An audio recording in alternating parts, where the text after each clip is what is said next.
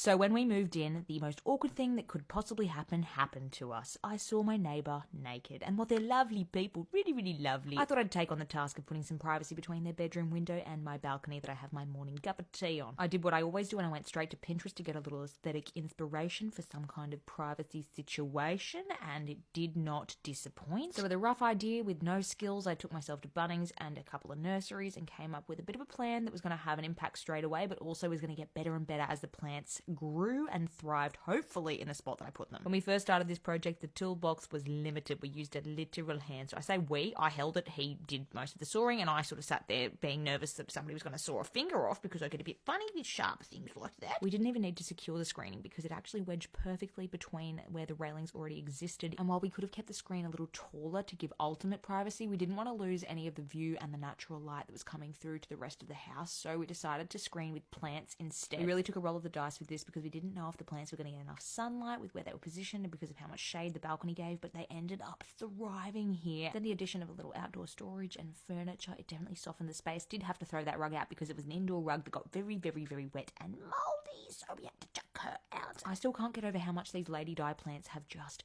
boomed on this balcony. They have really done exactly what I wanted them to do. They've screened so perfectly. All the plants have grown up to a nice height, so it's just taking the edge off without, blocking the view. And now the space is looking a lot better. I'd love your suggestions on what I should do to finish it off and really just make it feel amazing out there. I need obviously another rug that's not going to get moldy, and I'm thinking like a side table, maybe a round low one. What do you think I need to just really pull this whole space together?